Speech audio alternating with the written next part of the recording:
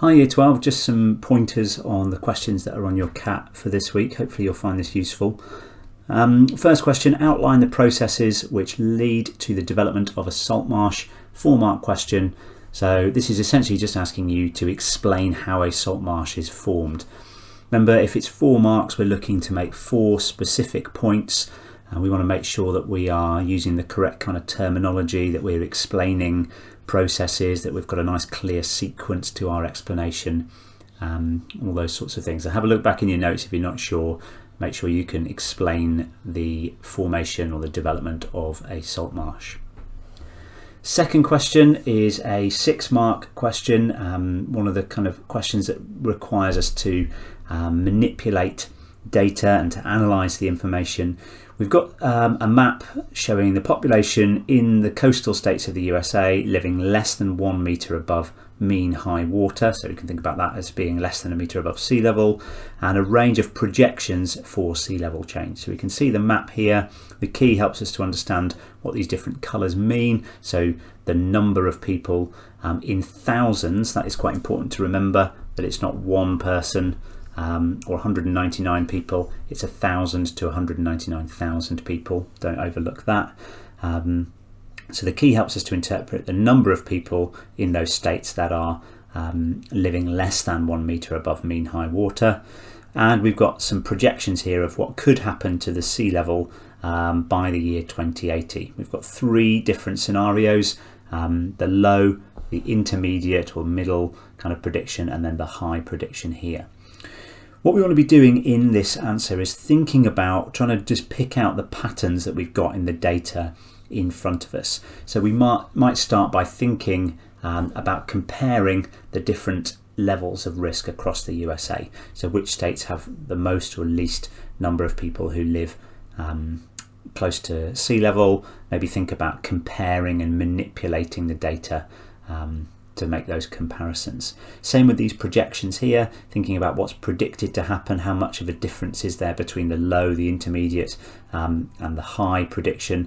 And remembering here it shows us that 1 metre above sea level is here, and we want to think about how that would correlate then to the people being affected in these particular locations. One thing that's often also important to do when we think about these 6-mark questions is to consider anomalies as well. So is there anything that stands out in terms of locations or scenarios that you think doesn't quite fit the pattern as well as it might do? Final tip, make sure that because it is an analysed question, we are manipulating that data. We don't need to be offering explanations as to why the sea levels are changing or why certain states might be affected badly. We just want to unpick the patterns that we can see in this map.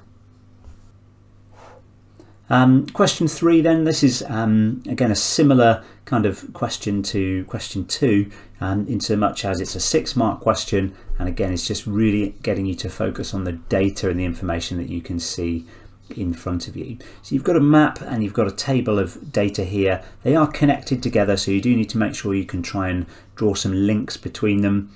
Okay, so where it mentions, for example, the Humber catchment, that is essentially the whole area that you can see in this photo here, in this map here, sorry. Hull and Grimsby obviously marked as particular settlements within that catchment there. So we've got 3 different scales of locations here. We've got the whole river catchment, and then we've got those 2 individual cities. The key is useful in terms of identifying which areas are rural, which areas are urban, those at risk of flooding or not. One thing not to overlook is the scale on the map, so we can start to appreciate the relative areas of land that could potentially be flooded by a rise in sea level, or areas that are at risk of coastal flooding. When you're thinking about the data in this table here, try again not just to kind of lift numbers from here, try and think about manipulating that data in some way.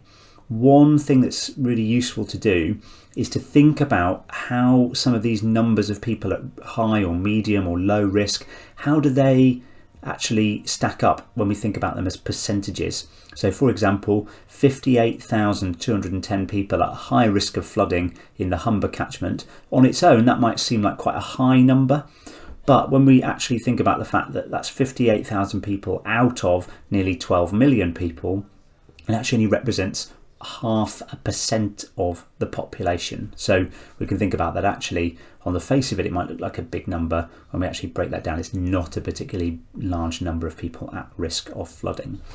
Slight difference in this question, rather than it saying analyse, it is looking for us to assess the extent of the flood risk in the area shown. So we do want to be weighing up the level of risk. Do we think there is a high risk of flooding? Do we think there is a medium or a moderate risk of flooding? Or do we think there is a relatively low risk of flooding to the areas that we have got in front of us? Remember, also keep on manipulating that data in this question.